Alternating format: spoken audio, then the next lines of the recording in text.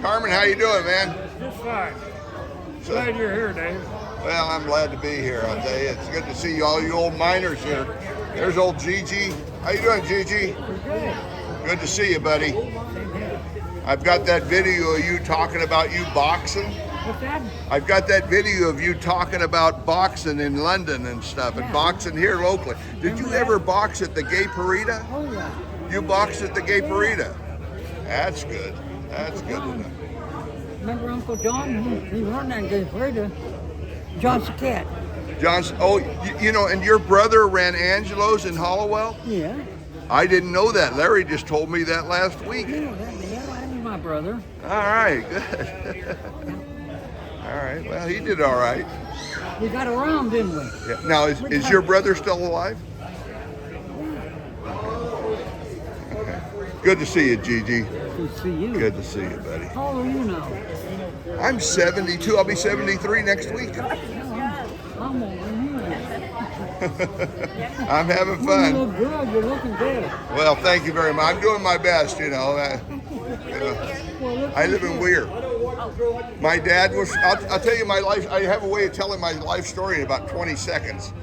My dad was from Weir, my mom was from Oswego. They went to California in 1940, and I was born out there in 1950. I was the last of four. And I came back here when I was 38, moved to Weir. Hey, we got more people? Have a seat.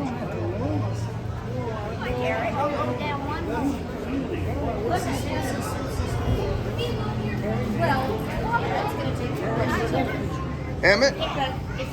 Yes. Now, you were a welder, right? Yes. What do you got to say about this here? How you liking all this? I like being out here and getting pictures of the legend. Well, you're a legend yourself, Emmitt. DG's the only legend around here. Gigi's it, huh? Yeah. I'll tell you, he takes up a lot of air. He's the guy. There's no doubt about it. We got Gigi Sachetta. We got over here, we got Emmitt Sullivan. Emmitt Sullivan. And what do you got to say, Gigi? Me? Yeah, what do you got to say? I love this place. I know you do. I know. Come back to it. Yeah, it is. Yeah, Jimmy was telling me a while back here that if they'd open her back up, you'd come back to work. I would. You would. Yeah, I will yet. That's right. And we got Carmen Boccia, one of the local legends here, for sure.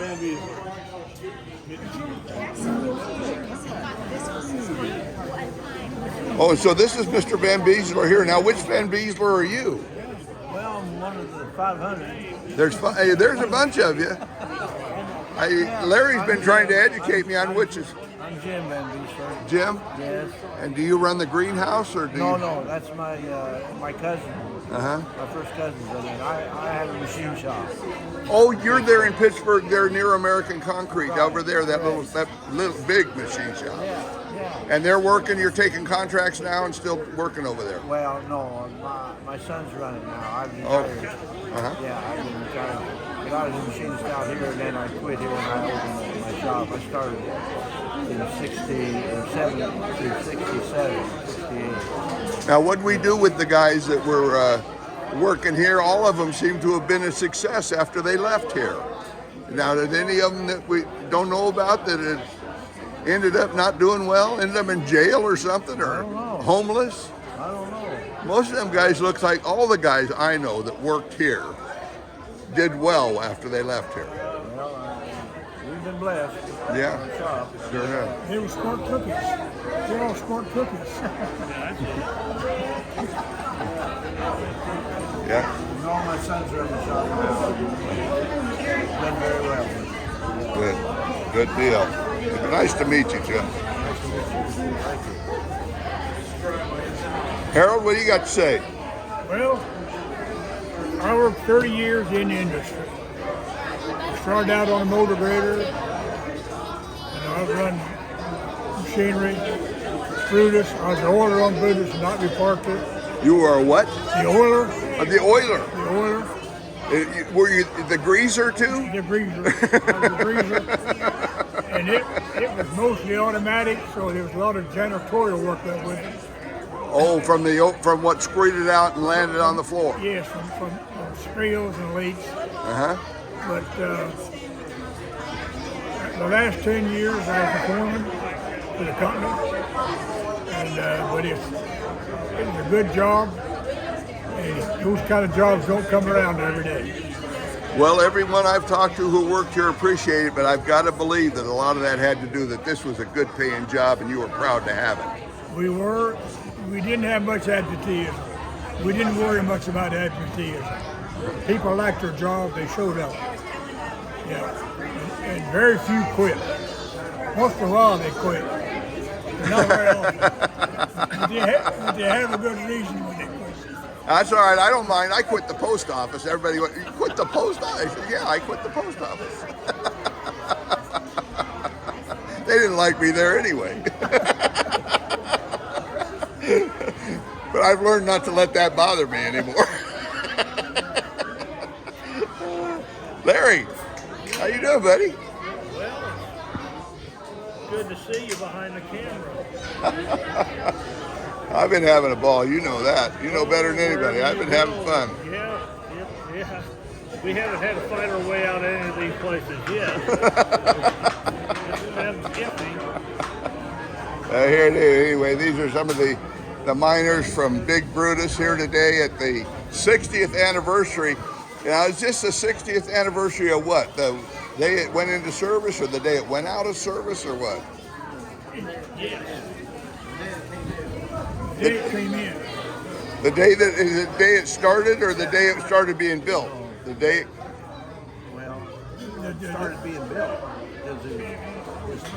I started in '62, and I seen the first load coming in. That'd be the day it started digging. Yeah, the day when it actually went into service. Yeah. Okay. Okay, it's soon going to be 50 years sitting idle. Almost. Yeah, it only worked for 11 years. Huh? Right.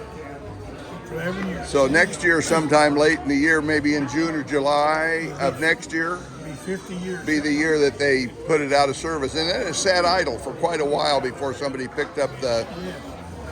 Almost 10 years sitting idle before anybody did anything. And then it became a museum.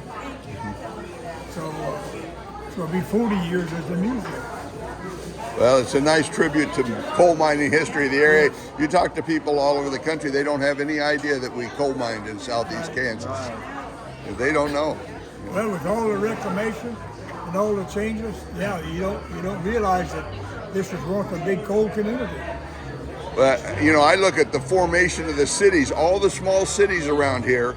It's unique in Kansas. You can't drive 10 miles without running into a bird, running into another bird, running into another one. In this area around here, it's because there was all the coal mines. And that wherever there was a coal mine, started a little community. Yes, there's a city. And so that's why we have cities everywhere, all little communities. There's not much left to them, but there's still people that live there. They still have to do all the utilities and everything, just like, But it's turned in pretty good. Where I am in Weir, I mean, when that pandemic hit, to be able to go, just not trapped in an apartment or even a house in a suburb where you had to hide out, you could just, we did pretty good here. Pretty well normal, stayed normal. Yeah, we could live our life. Well, good. My turn.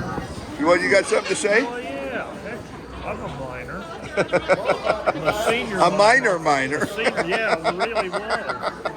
I started out here in 1969 when I got out of the Navy. And I was here, I walked out the gate in 74 when they shut the mine down and set Brutus up right there. How you doing? Victor, good to see you, man. Yeah, it was a very interesting job. There's a lot of neat people, and it was very dirty, cold, and hot. Victor? Say hi to us, Victor. Hello, how you doing, David? This is the man who was instrumental in making Big Brutus a museum. If you're not here today, then you're not anywhere, because this is the place to be today. This is so much fun and a great crowd. And you got a brand new T-shirt Got too. a new T-shirt, new hat. There's Sasquatch on your T-shirt. Good deal. Yes, yes. And this is Victor Boccia. This is Carmen's son, right here.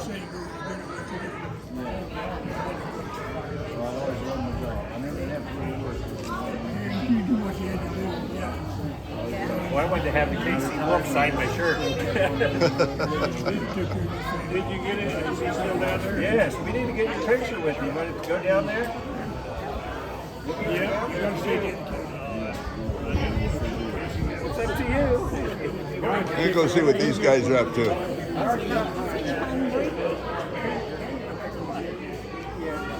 need a gas can. All those cans are sitting around.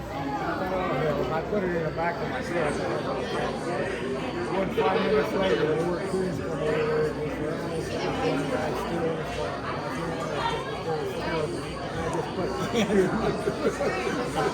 I thought I'm putting my camera in everybody's face here. I've met you, but I haven't met you two guys. You both worked at Brutus, did you? Oh, yeah. All three of us. These are the runners right here.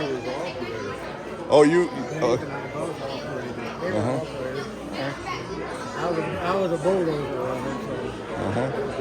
What are you with? Personal? No, just a personal thing. I got involved with Weir history.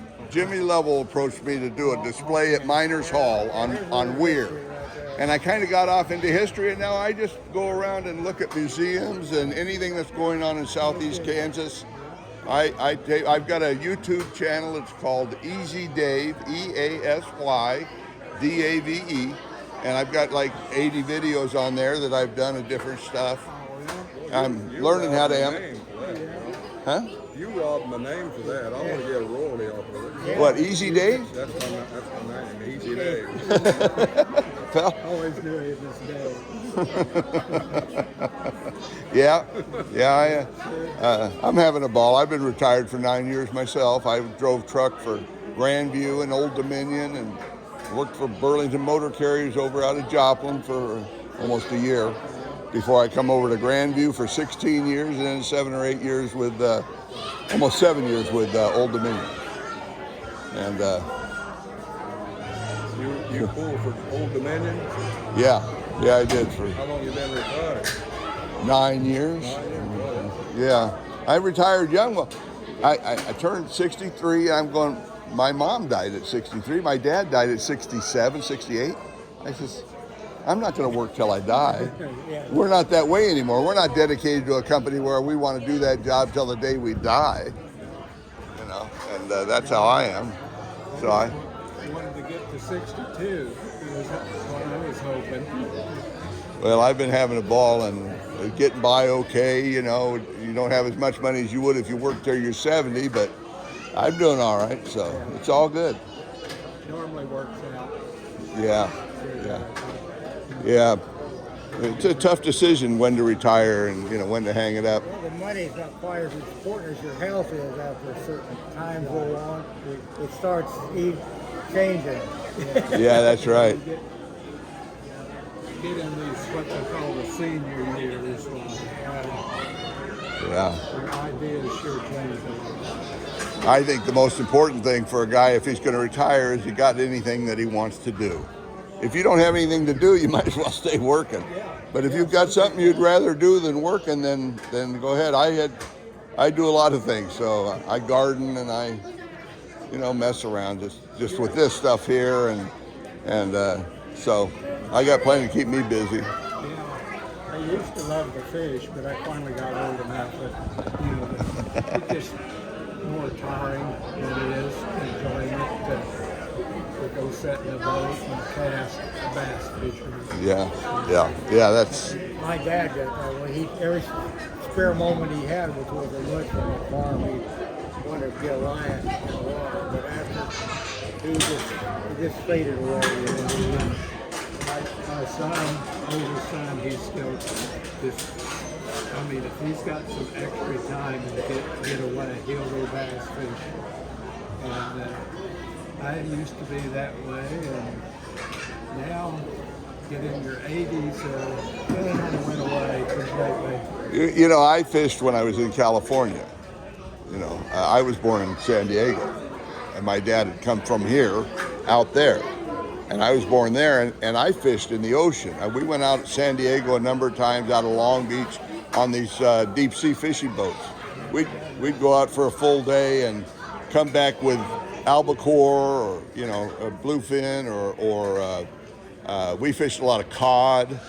But to me, fishing was going to get fish. I never did it for relaxation. We worked. We got our equipment together. We were ready to go, and we went and got some fish. And it was different than, I never did go to the freshwater fishing. I never was one to sit on a bank.